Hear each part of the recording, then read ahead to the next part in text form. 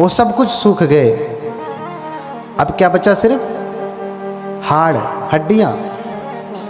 हड्डियाँ पूरी एक एक आप गिन सकती हैं। जैसे कभी कभी कोई बच्चा कुपोषण का शिकार हो जाता तो उसकी हड्डियाँ गिन लेते हैं ना, बिल्कुल वो तो फिर भी ठीक होता है। उनकी दशा, उनकी स्थिति उससे भी बुरी हो गई तप करते करते, उससे भी बुरी हो गई, लेकिन फिर भी तप छोड़ नहीं रहे। सर्वज्ञ सुगतो बुद्धो धर्मराजस्तथागतः सम्मन्त भद्रो भगवान् मार्जिनो कजिजितः खड्भिगो दस बलो अद्वयवादी विनायकः मुनीन्द्रः श्रीघनः शास्ता मुनिशाक्यमुनिस्तुयः सहसाक्यसिंहः सर्वार्थसिन्धः सौधोदानिस्वसः गौतमिर्वाक्बन्धुः मायादेवी सुतस्य ध्रुवधरं धुरन्धरं शीलराशि शुभाननं वयं वन्द्यामहे वन्द्यं भीमाम्बेडकरनायकम्।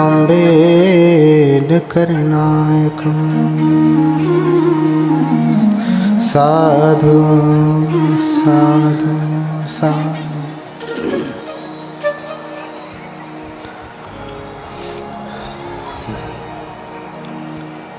लोक गुरु, जगत क्रिया को जानने वाले भगवान अरहत सम्यक संबुद्ध के कमलवत चरणों में कोटि कोटि नमन करता हूँ। तत्पश्चात धर्मराजा सम्राट अशोक, बोधिसत्व बाबा साहब, इनके प्रति हार्दिक कृतज्ञता ज्ञापित करते हुए नमन करता हूँ। यहाँ पे उपस्थित हमारे बंतेगण,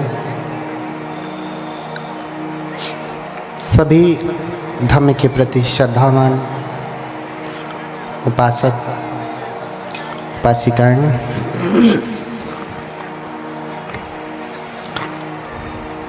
आप सभी लोगों के प्रति हार्दिक मंगल मैत्री करते हुए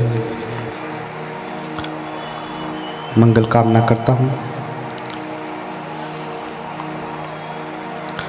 हर दिन जगह ज़्यादा होती फिर भी ऐसे ही बैठते हैं कि गर्मी लगे खूब।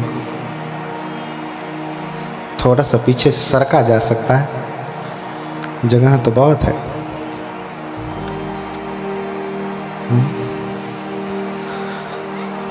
आज अंतिम दिन है तो थोड़ा हवा लेके बैठिए,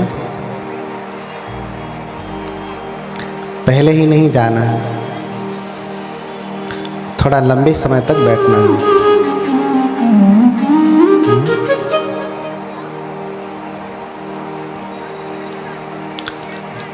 कल की कथा में सुना कि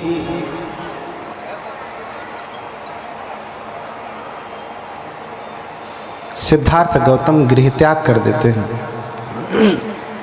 क्यों? क्योंकि जीवन के अनित्य को देखते हैं, इसलिए गृह त्याग कर देते हैं। बूढ़ा व्यक्ति, बीमार व्यक्ति, मृत व्यक्ति और फिर प्रवज्जित, इनको देख करके घर छोड़ते हैं।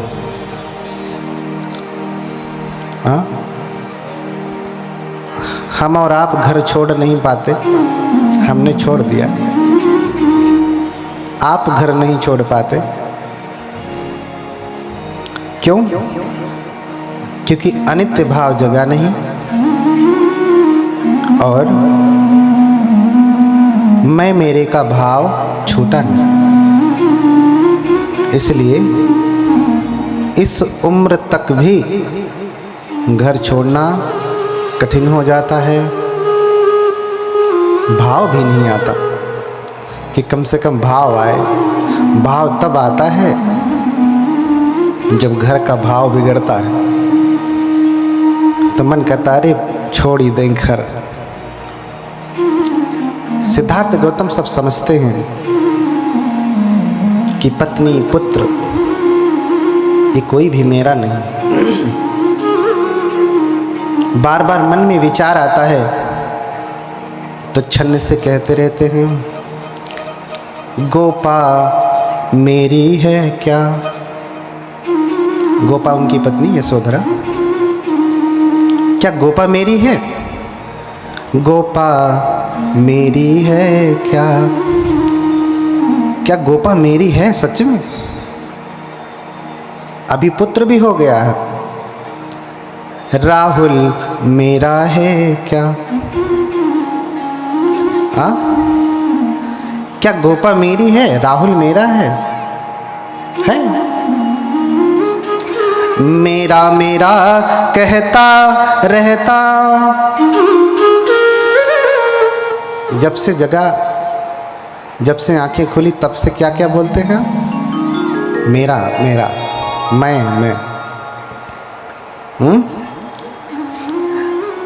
मेरा मेरा कहता रहता, जीवन मेरा है क्या? है क्या? नहीं है ना। इसलिए सब कुछ समझ लिए कि न गोपा मेरी न राहुल मेरे, न जीवन मेरा। और जब ज्ञान प्राप्त किए तो उन्होंने कहा भी कि पुत्र मथि धन मथि इति बालो विहन्यति, अताहि यतनो नथि कुतो पुता कुतो धन। मेरा पुत्र मेरा धन मेरे आंति बंधु पति पत्नी भाई बंधु सब मेरे, लेकिन कोई मेरा नहीं। इतना तक कहते कि अताहि यतनो नथि, मेरा शरीर मेरा नहीं है क्या? नहीं। जैसे उस दिन मैंने बताया ना, आपका शरीर है तो आप कह दीजिए एवं में रूपं हो, तो मेरा रूप ऐसा हो जाए खूब सुंदर, हीरो जैसा हीरोइन जैसा। नहीं होता, क्योंकि मेरा तो मेरा कोई नहीं है। इसलिए घर छोड़ दिया और जाकर के तप करने लगे। गुरु ढूंढते हैं पहले तप के लिए। अलार कलाम उद्दक रामपुत्र, इन सारे गुरुओं के पास वो बहुत प्रकार की विद्याएं सीखते, तप करते, लेकिन ज्ञान प्राप्त नहीं होता। कठोर तप करते। तप की ऐसी पराकाष्ठा था कि शायद आज तक के इतिहास में, धर्म के इतिहास में इतना कठोर तप किसी ने नहीं किया क्या? आपने देखा होगा कभी कभी भगवान बुद्ध की तस्वीर, जिसमें उनके शरीर में सिर्फ ढांचा दिखाई देता है हड्डियों का। बहुत लंबा तप है उनका। तप कैसे करते हैं थोड़ा सा समझ लें। अक्सर लोग भोजन को छोड़ना तप समझते हैं। भोजन छोड़ दिया तो तपस्वी हो गए, व्रती हो गए। भोजन छोड़ा बाकी सब पकड़ा, सारी बुराई है, लेकिन क्या है? तपस्वी। पहले भी ऐसी प्रथा थी कि तप करिए, भोजन छोड़ दीजिए, न अन्न ग्रहण करिए, न जल ग्रहण करिए, न फल करिए, तो भगवान आपको मिलेंगे। और सिद्धार्थ ने भी ऐसा ही किया, पूरा तप किया।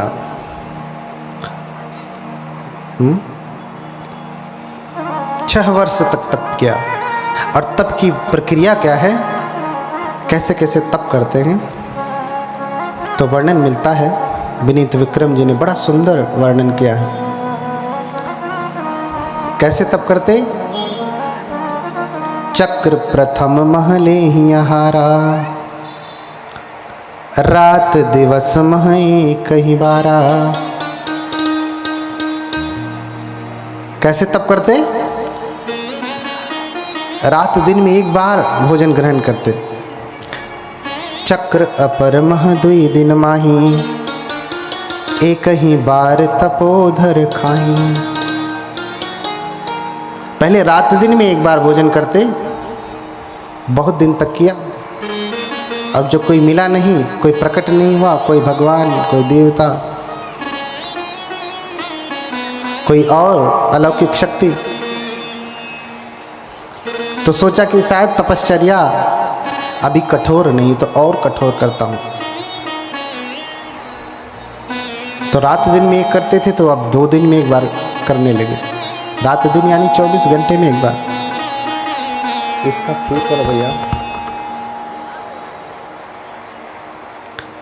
हाँ, फिर 2 दिन में एक बार करने लगे, और फिर 3 पुनि 6 दिन बीते, ले ही आहार उदर अतिरिते। 2 दिन के बाद फिर 3 दिन में एक बार, फिर 4 दिन में एक बार, फिर 5 दिन में एक बार, फिर 6 दिन में एक बार। तपश्चर्या बढ़ाते गए, इतनी कठोर तपश्चर्या करने लगे कि आज तक किसी ने ऐसा नहीं किया। 3 पुनि 6 दिन बीते, ले ही आहार उदर अतिरिते। 6 दिन में एक बार करने लगे, और फिर अन्न भी छोड़ दिया, भोजन करना ही बंद कर दिया। 6 दिन मानी 1 सप्ताह, 7 दिन, 8 दिन, फिर बंद कर दिया। लगा कि अभी भी तप शायद कठोर नहीं है, इससे भी कठोर करूँगा तो कोई अलौकिक शक्ति प्रकट होगी, मुझे बुद्ध बना देगी, मुझे ज्ञान दे देगी। हाँ, अन्नाहार अवध करी पारा, फलाहार व्रत उडकट धारा। अन्न को छोड़ दिया, फिर फल खा करके रहने लगे। और कितना फल खाते थे? 5-10 दर्जन केला, 10-12 किलो सेब, इतना। जैसे आप लोग व्रत रहते हैं तो खूब फल चलता है, अन्न नहीं मिला तो कम से कम 2-4 दर्जन केला ही खा लिया, और फिर भर परात सेब खा लिया, हो गया व्रत। लेकिन वो कितना खाते? कछ दिन आम तो कछ दिन छेही, नित एक फल ले ही न दोई। कभी आम, कभी केला, कभी आम, कभी केला। रोज एक ही फल लेते थे, 2 नहीं लेते थे। आम लिया तो एक आम, केला लिया तो एक केला, पूरा दर्जन भर, पूरा परात भर, इतना नहीं, थोड़ा सा ही। कछ दिन आम तो कछ दिन छेही, नित एक फल ले ही न दोई। उसको भी फिर छोड़ दिया, लगा कि ये भी ज़्यादा हो रहा है, इससे भी कम खाऊंगा तो शायद कोई शक्ति प्रकट हो जाए। तो फिर क्या करने लगे? प्रतिदिन एक ही चनक चबाई। क्या करने लगे? एक चना चबा के रहने लगे। कितना? एक चना। एक चना तो खाने के बाद यहाँ तक पूरा हो जाता है ना, लेकिन इतना कठोर तप किया। एक चना खा के एक दिन रह रहे, आप रह लेंगे ना? और वो भी बड़ा लगने लगा उनको। तो नित एक तिल खाही बहोरी, लखही न आन असन मुख मोरी। एक तिल खा करके रहने लगे। कितना कठोर तप। मैं बहुत छोटे में बता रहा हूँ, शॉर्ट करके बता रहा हूँ तपश्चर्या, क्योंकि आज ही है। हाँ, एक तिल खा के रहने लगे। अब बताइए, अब जब देखा कि ये भी शायद ज़्यादा है, तो फिर पानी पी करके रहने लगे। पानी भी अधिक लगने लगा तो सोचे शायद पानी पी रहा हूँ इसीलिए कोई पराशक्ति मेरे ऊपर कृपा नहीं कर रही है कि ये तो अभी कुछ न कुछ ले रहा है, शायद ये भी छोड़ दूँ तो वो प्रसन्न हो जाए। इसलिए पानी उछारी पवन पर रही, करि तप उग्र दुसह दुख दही। फिर जल भी छोड़ दिया, पानी भी छोड़ दिया, पानी पीना बंद, सिर्फ हवा पी करके रहते थे। हवा, हाँ, 2-4 गिलास हवा पी लिया और रहते थे। आप कितना गिलास हवा पीते हैं? कितना लीटर, कितना किलो? हाँ, वो भी जितना आप पीते हैं उतना वो भी पी करके रहने लगे। हाँ, और जब तप कर रहे हैं तो उनके साथ 5 तपस्वी भी हैं। 5 तपस्वी, भद्दी, अस्सजी, कौंडिन्य, महानाम, वप्र। जो मैंने बताया 8 ब्राह्मण आए थे उसमें एक कौंडिन्य है, वही कौंडिन्य है इन पंचवर्गीयों में। इन पंचवर्गीयों में वही कौंडिन्य है। अब कौंडिन्य सबसे सीनियर हो गए यहाँ पे 5 में। वहाँ सबसे जूनियर थे, यहाँ सबसे सीनियर हो गए, ज्येष्ठ हो गए। और जब सिद्धार्थ तप कर रहे हैं तो वो भी तप कर रहे थे। जब तक भोजन चला तब तक चले, जब तक फल चला तब तक चले, जब तक तिल खा करके रहे तब तक चले, और जब पानी पी करके रहे तब तक चले। पानी भी छोड़ दिया, हवा पी करके रहने लगे तो इनका संयम टूट गया। देखी विकट तप धीरज भंगा, पंच तपी छक छारे नि संगा। उनका धैर्य अब नहीं रहा, भैया हमसे नहीं होगा, अब तुम ही तप करो, जब ज्ञान प्राप्त होगा तो हमें बता देना। हाँ, तुम तप करो, पाना तो हमें बता देना। हाँ, देखी विकट तप धीरज भंगा, पंच तपी छकी छारे नि संगा। तजहिन गौतम निज तप घोरा, अटल रहे संकल्प कठोरा। वो तो भाग लिए, लेकिन सिद्धार्थ भगौड़े थोड़ी न कि भागेंगे। मैंने पहले ही बताया, घर छोड़ करके भाग करके कोई भगौड़ा होगा, बुद्ध नहीं हो सकता है। आपके घर में झगड़ा हो, झगड़ा छुड़ाने के लिए कहिए भैया मत झगड़ा करो, मैं यहीं घर छोड़ के चला जाता हूँ, सारी झंझट टिकट हूँ, मैं चला जाता हूँ। और जब घर छोड़ के चले गए तो चलो अच्छा मैं घर छोड़ के आया हूँ, प्रयास करता हूँ बुद्ध बन जाता हूँ। बुद्ध बन जाएंगे? नहीं, जब तक आपकी चेतना जन्म से ऐसी नहीं है, नहीं बन सकते। बुद्ध कोई भगौड़े नहीं है, सिद्धार्थ कोई भगौड़े नहीं है। तजहिन गौतम निज तप घोरा, अटल रहे संकल्प कठोरा। अपने संकल्प पर अटल रहे कि नहीं, चाहे कुछ हो जाए, चाहे कुछ हो जाए मैं तप छोड़ूंगा नहीं। और शरीर इतना सूख गया, इतना सूख गया, ये क्रिया करते करते करते 6वां वर्ष चलने लगा। 6वां, 5 वर्ष बीत गए, 6वां वर्ष चल रहा है। इतना करते करते करते हर महीने हर वर्ष कुछ न कुछ छोड़ते छोड़ते अब सिर्फ हवा पे रह रहे हैं। कठोर तप कर रहे हैं कि अब कोई आ जाएगा। अरे बड़ी कठोर तप किया, उससे पहले भी बरसही मेघ घटा घन घोपी, कीचड़ बीच पर ही चित चोपी। जब घनघोर वर्षा होती थी बारिश के समय में तो घर में नहीं जाते थे, कुटिया में नहीं जाते थे, बल्कि कीचड़ में ही लेट जाते थे। तप करते थे कि हो सकता है अब कोई पराशक्ति मेरे ऊपर कृपा करके प्रसन्न हो जाए तो मुझे कोई ज्ञान दे दे। जेठ मास मह बसन बिहाई, तप्त रेत पर लेट ही जाए। जब जेठ के महीने में, मई जून में भयंकर गर्मी पड़ती है पड़ती है ना, उस समय